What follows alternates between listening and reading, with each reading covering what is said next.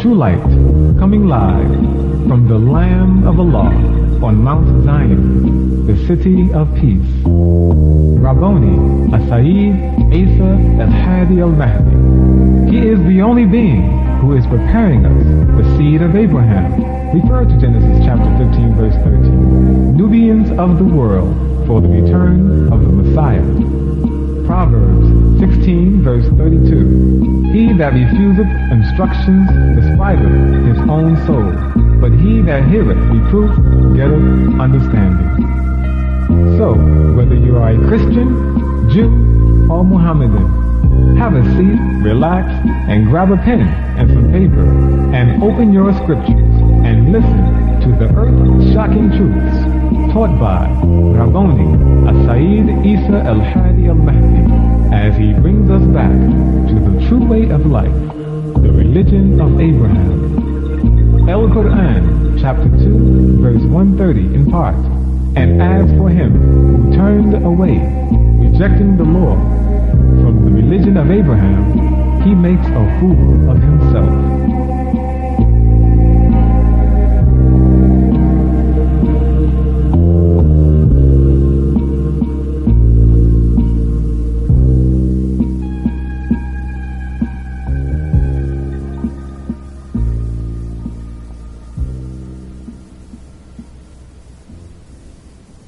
You are now listening to The True Light with Sayyid Isa al-Hadi al-Mahdi.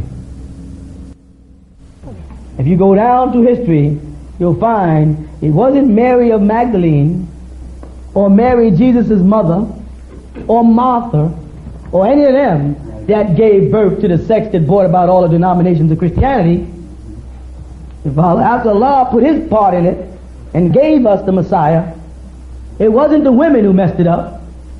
In fact, it was a woman who had the most courage to go to the tomb in the morning while the disciples were hiding behind a closed door, brothers. Men. While we were hiding behind closed doors. You hear it now, don't you?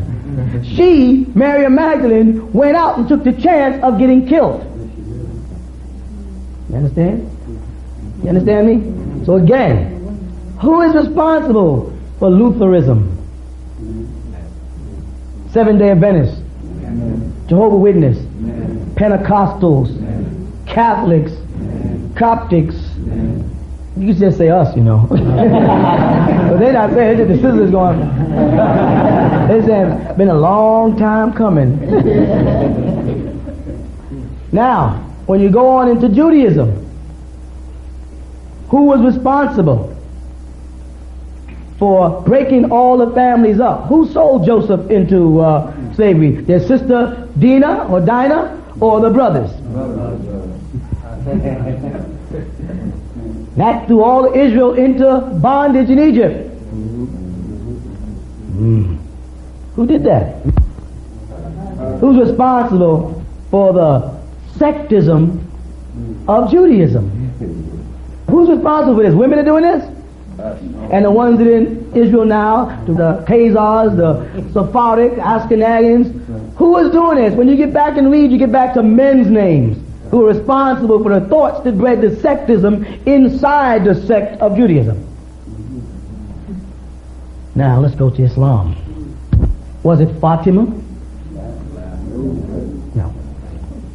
Was it Aisha? Yes.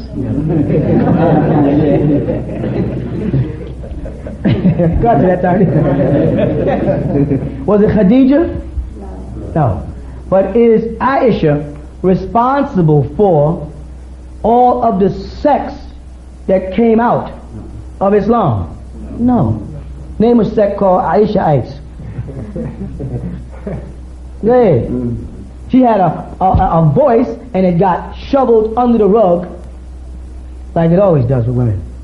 If she was such a powerful force in holding up Sunni Islam under her father Abu Bakr Siddiq, why isn't anything in her name except hadiths, which are referred for men?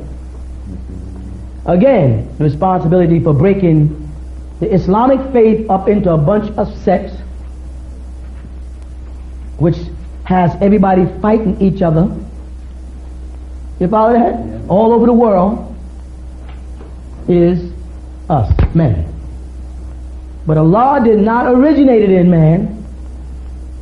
He originated by sending an angel to the woman. And even in Muhammad's case, for those who are saying, what about Muhammad? Muhammad didn't know what to do with his message until he came back to Khadijah. And you have a whole section, the cloak. And she cloaked him under. And then took him to her Christian uncle. Right? But Khadijah opened his heart and head to his position as a prophet.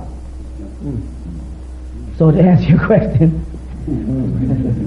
yes, women should be able to pray alongside of us or even in front of us. Yes, women should be able to give shahadas,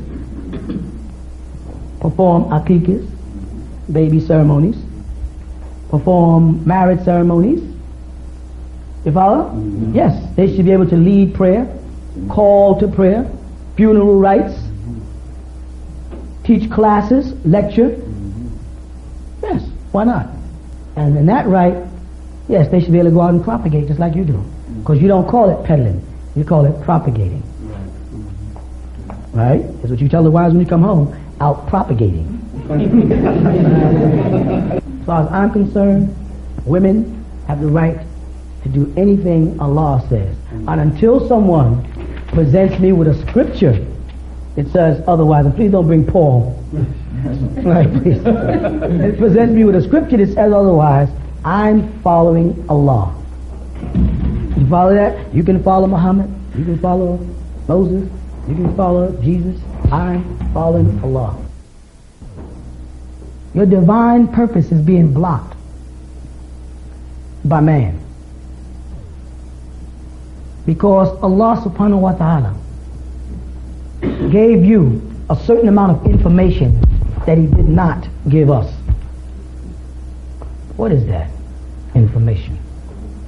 The world has been ruled, the religious world, by religious men. Relax your neck. You're too tense. Relax. By religious men. The rabbis were men. The swamis, the gurus were men. Right? The imams, the sheikh, the maulana, the muftis, the effendis, the shahs, the sayyids, the sharifs, the mahdis, men. The mujaddid, men. The messiah, prophets, men, but there's women that they never mention. There's 3 women called prophetess in the scripture that they just jump over like it's a hurdle. But Allah subhanahu wa ta'ala left you women with a divine path, something that you have to teach us. A question that has popped up to me since I've been teaching. I've answered it many times, but for some reason, even though I've answered this question many times, it always seems to get asked again. I don't know why, and then it dawned on me. Because a woman teacher has to explain it, not a man. You know why? Because I've never had a son and a daughter. I have children through my mates, but I personally never carried a son or a daughter in me for 9 months. Right, brothers? Now, women don't understand it unless they have a son and then a daughter. So they can't teach it. You'll understand the difference in what a male child does to the woman's metabolism and what a female child does to a woman's metabolism only if you can have a male and female child. Other than that, we men do not know why she freaks out more after a female child than she does after a male child.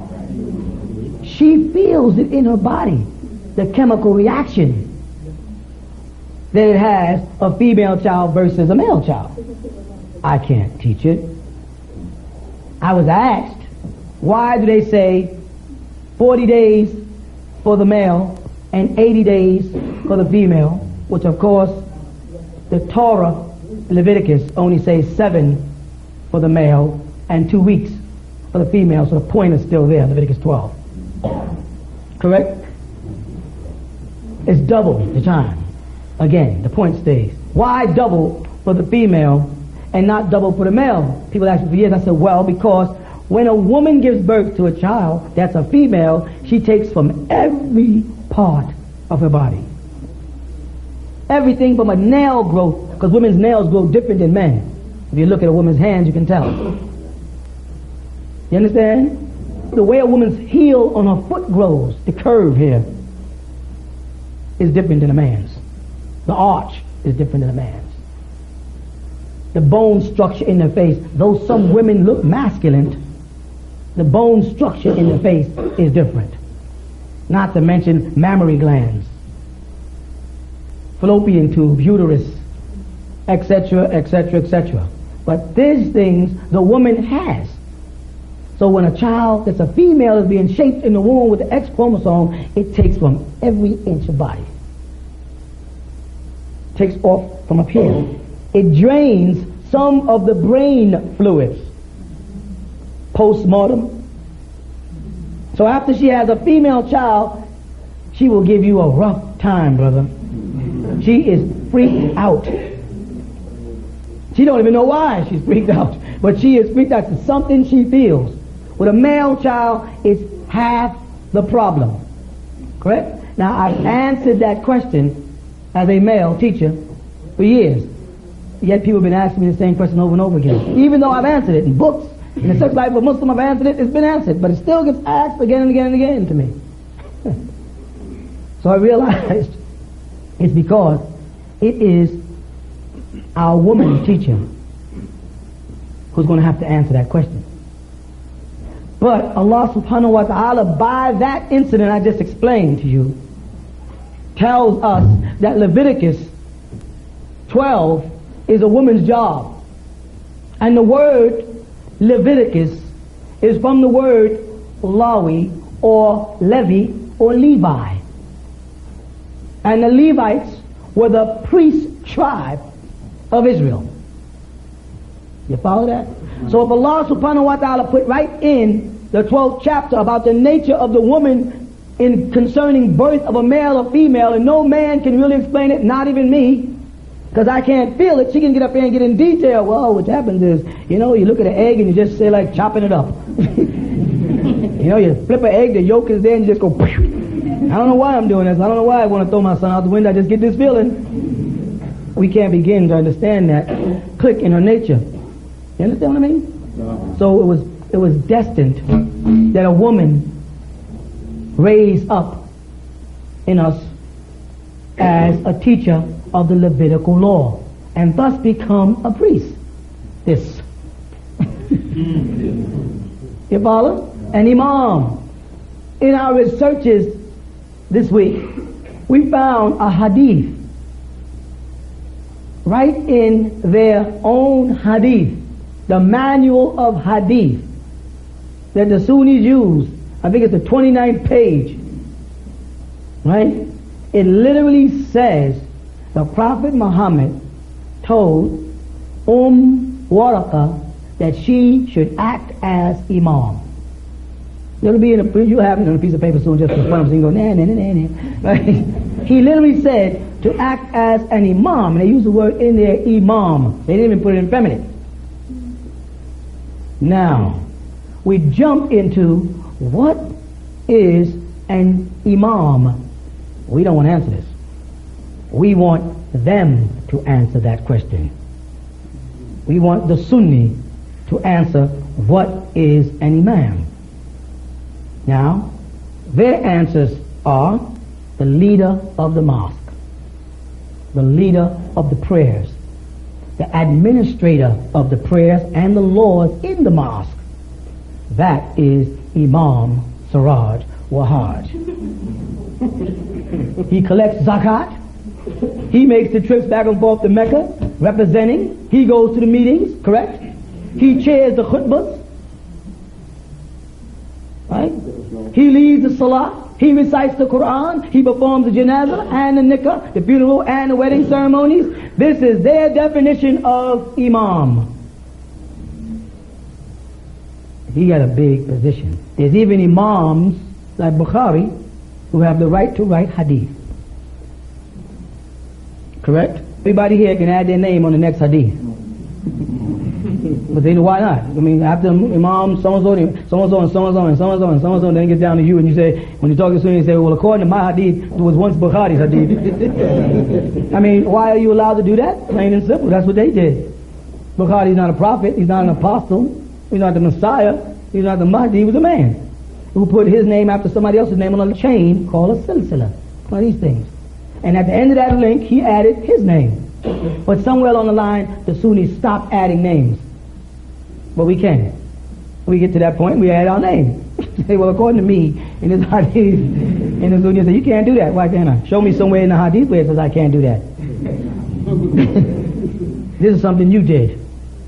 But ask them to define an imam. And once they put the writing on the wall of what an imam is, then and only then do you present them with that hadith. Don't go running to them now before you guys say, but I got one. Wait. And let them tell you, this is what an imam is. And then you say then, when did y'all start disobeying the Prophet Muhammad? Because somewhere along the line, because I can travel throughout the Islamic world today, and I don't find any female imams at all. But in your hadith, it's there. Now, some people say, well, there's a section in the Bible that says women should not minister unto men. Right? If you're looking at again, you find out that's Brother Paul again. It wasn't the Messiah Jesus. It wasn't John or James or Barnabas, you follow, or Musa or Yeshua. It was Brother Paul about his business of distorting the law and creating a hadith for himself. That was not the law. So women have a divine mission within the mission. And probably one of the reasons why we were failing is because we were limping in the Olympics.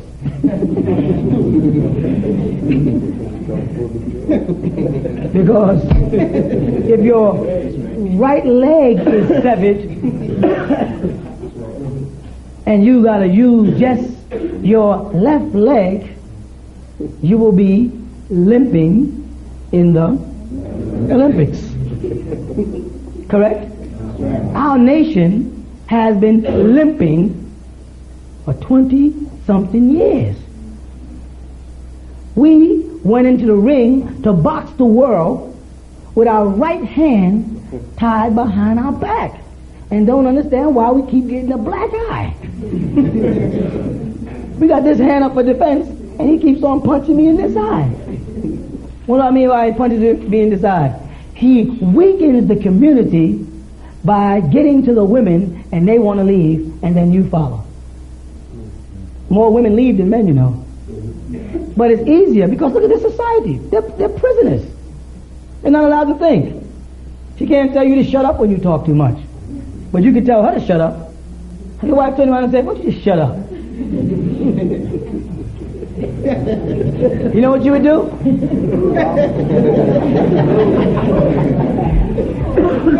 You would, I know that the men are laughing because they really think they got it figured out. You would get into a fight. See, you thought I was going to say you knock her out. You don't really know if you can beat your wife. You don't really know it's because she's been told to let you do that. Now just suppose when you swung, she grabbed your hand and bent your little pinky finger till you was on the ground. How would you explain that to us, brother?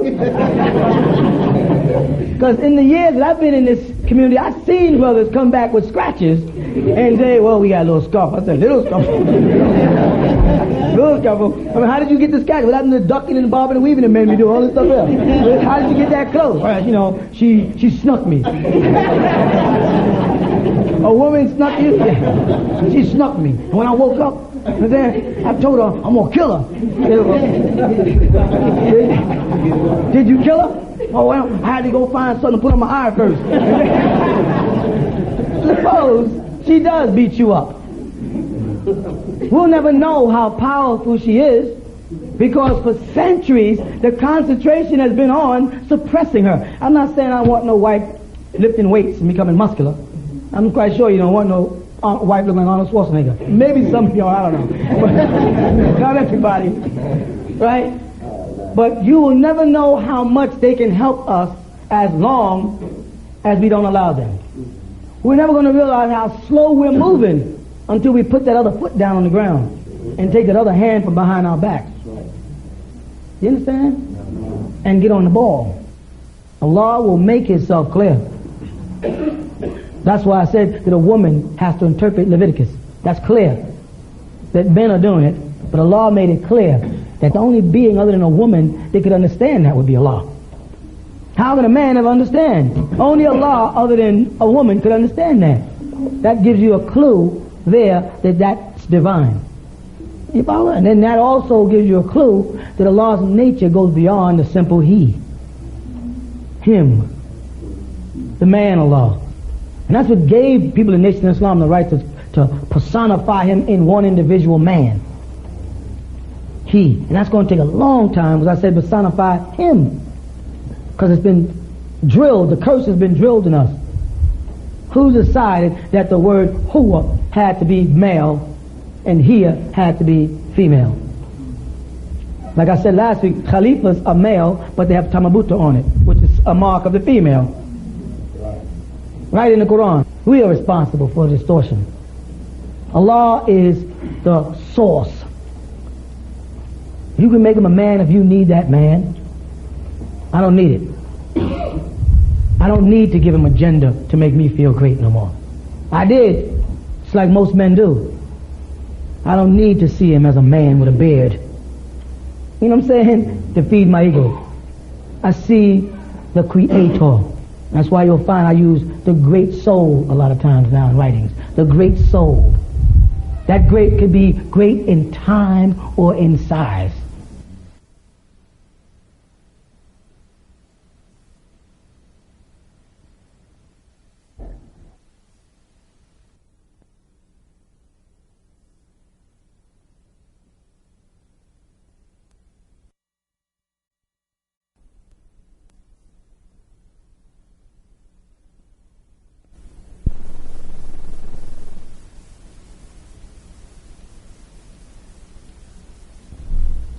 We will continue with the true light after this brief intermission.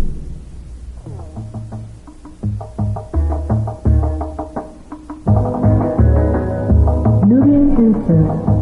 The prophet Moses, son of Amram, burned sweet incense as the supreme soul Allah had commanded him to do.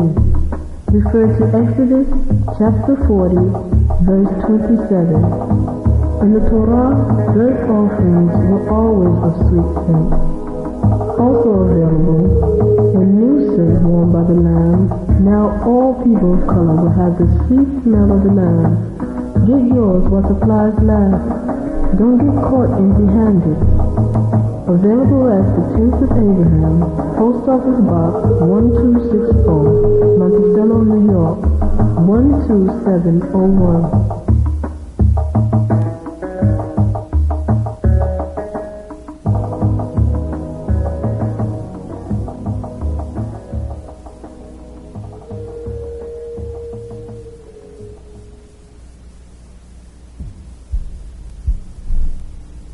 Now let us continue with the true light.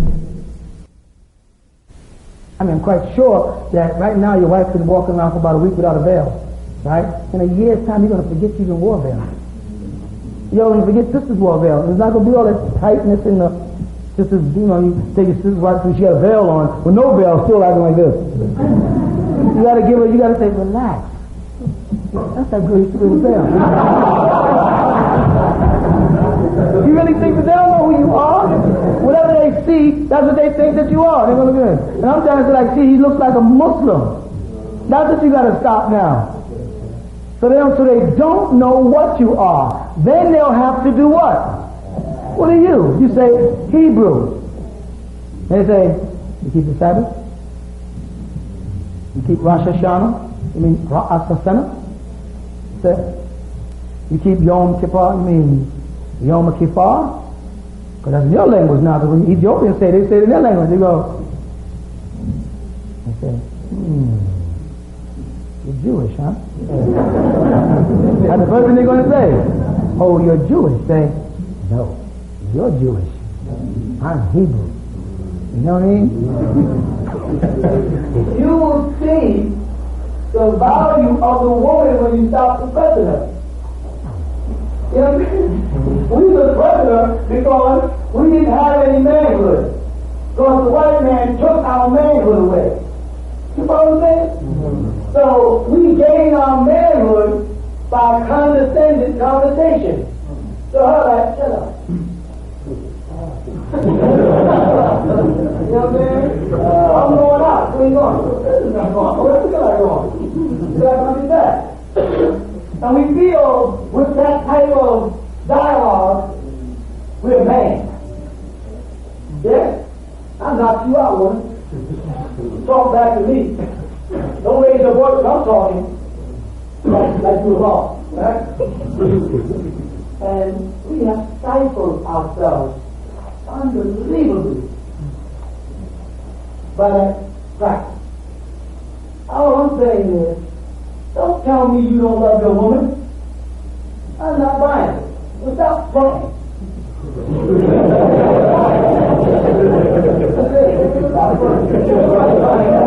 You know you love your woman. So some pretending for her, you ain't got a nose job.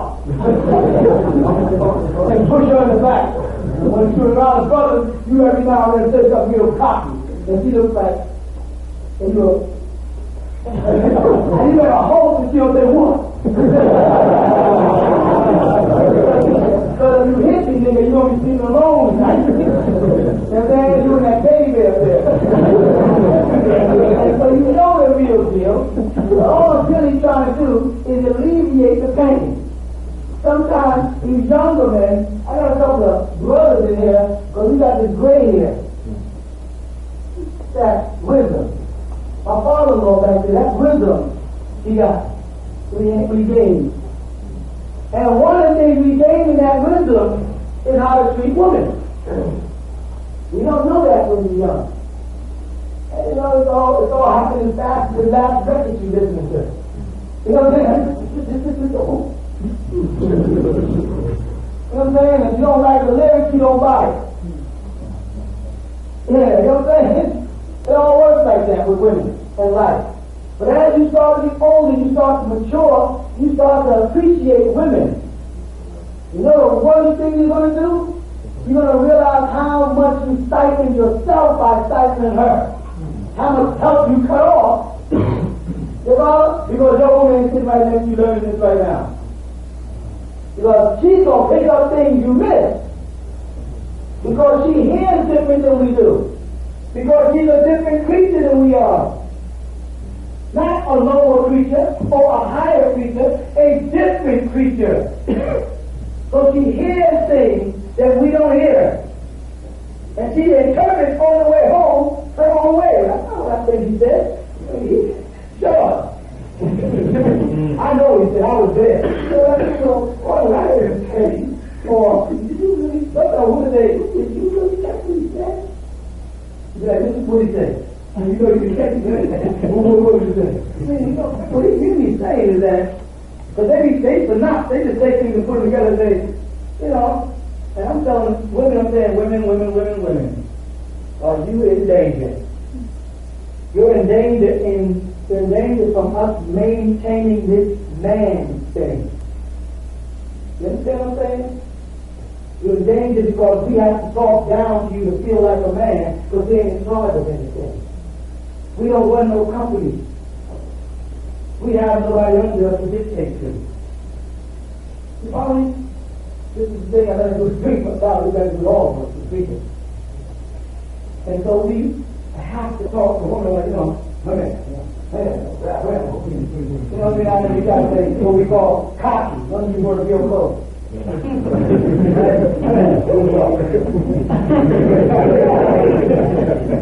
We have to do that.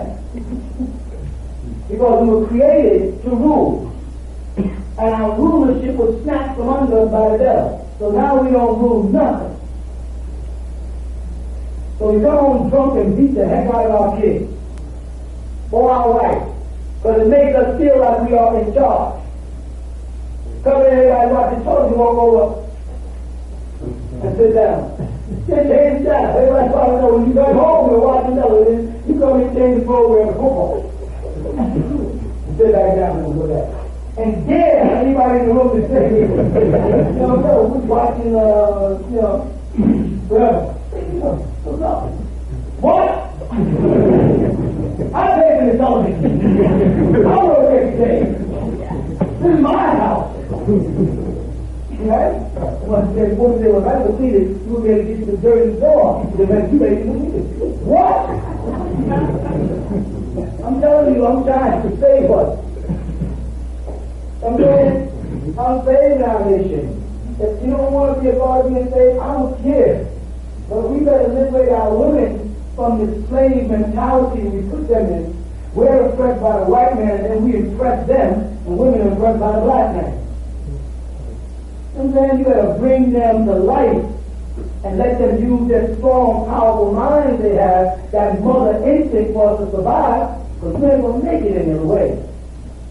Haven't you noticed that it doesn't feel the same sitting next to a sister and has a veil on? And a brother, you just become his brother and his sister. Before all the time, I might touch, I might fall in love with something, all that stuff up in here. First, brother, I want my wife, my little girl. I know that you got a chance, you feel protected. But now, when she becomes a person, you'll know your wife. You won't know her as long as she's in there tent. You won't know her potentials or capabilities as a make her a person. Let her sit next to him, right beside him. Now, you worried to do it on you? You want to do? That's you doing that. That's your mind doing this. Looking to see if they're rubbing knees. And you sitting there, and you sat there, and brother sat next to your wife, and you was going through all that homework, you're the one with the problem.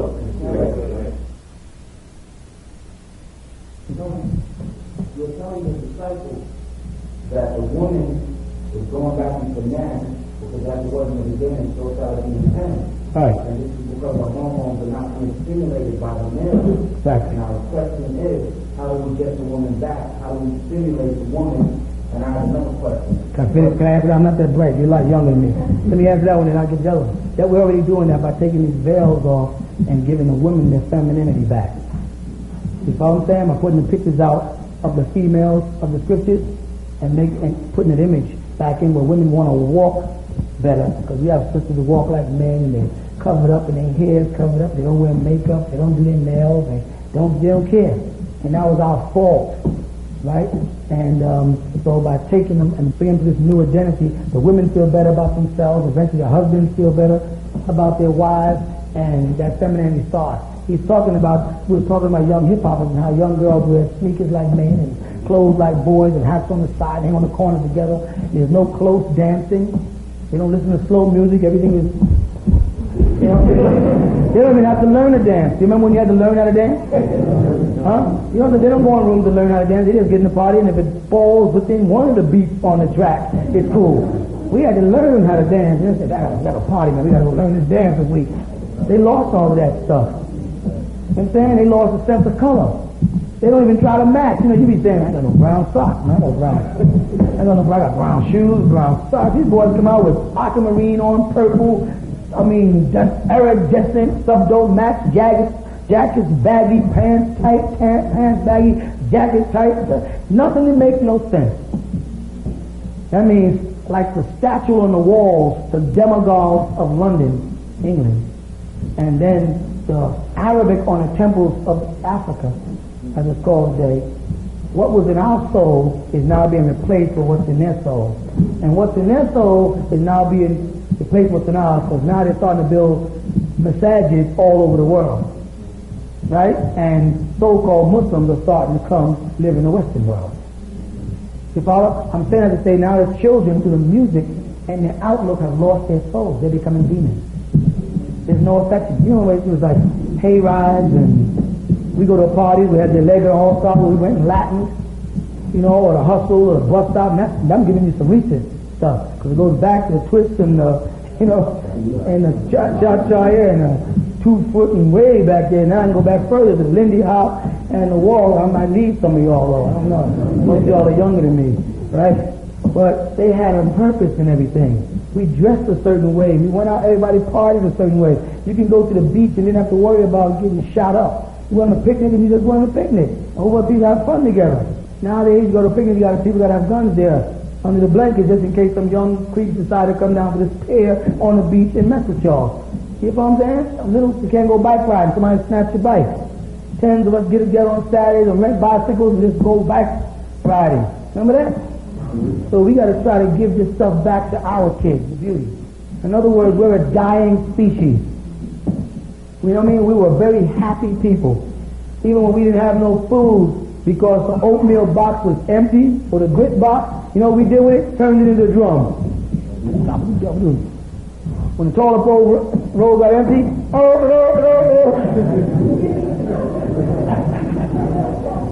True, white people do not have that in them. They do not know how to have fun when they're miserable. You can't even cry and look in the mirror, you're so joyful. Try it.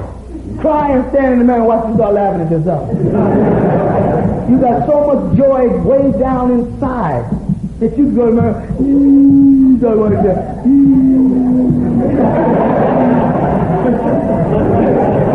Start checking out your beauty and stuff.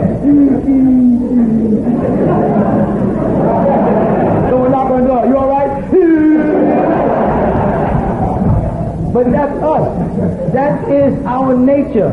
And what happened, really, I'm telling you what I feel, what happened is, in us accepting the Orthodox Islamic ways and their culture, we cut off us. You know what I'm saying? We cut off us. We're calypso people. You know, we want the music to move. You know what I'm saying? We want to have a good time. We're colorful people. You know what I'm saying? That's why some of our richest men are comedians, because they niggas like to laugh. We like to have a good time. We lost a lot we got to get back in tune with. And believe me, don't care what people say. There's enough of us to do it our own way. Just look at us. We can do it our own way. We can create our own everything. Everything there is, we create it. As long as we do not disrespect the laws of Allah. As long as we stay on the laws of Allah, there's no limit to what we can't. Well, there's a limit, you know. Don't get stupid. But you understand what I mean, right? So we're doing that already. And now we got to concentrate on the boys. Because young boys are egotistical like you wouldn't believe, this younger generation. Can't tell them nothing. They don't know nothing and can't be told anything. Try to have a conversation with them, you hurt their feelings. You try to correct them, you insult them, their feelings get hurt and they regress down to a kid. Just trying to tell me that's stupid. You just get ready to shoot somebody with an AK-47 a minute ago, now you're standing like a little boy. That's how they are. It's a mess that white man has got deep into our minds in this generation and messed our heads up. They got to learn how to walk. They walk like gorillas. You know, they walk like gorillas and stuff. They act cocky and we got to change all of that. We got to, you know, we got to change our whole value system for our younger generation.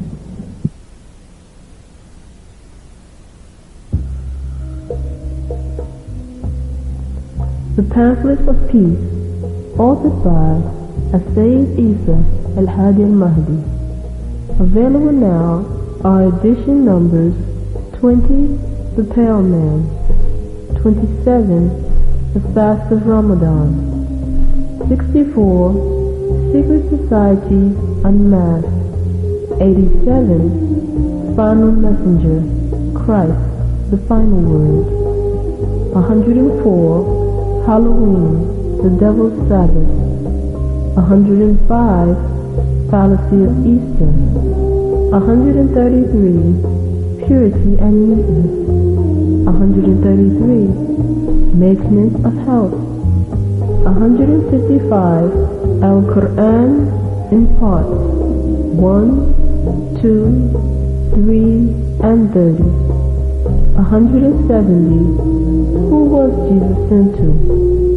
171. The resurrection. 181. The wise man. 184. Nubic, language of the Nubians. 195. The Book of the Five Percenters. 198. 360 questions to ask the Orthodox Sunni Muslim. 216. The Book of Revelation, Chapter 11. 216. The Book of Revelation, Chapter 1. 216. The Book of Revelation, Chapter 13. 216. The Book of Revelation, Chapter 18. 216. The Book of Revelation, Chapters 21 and 22. Order now while supplies last. At the Tents of Abraham, Post Office Box 1260, Monticello, New York, 12701.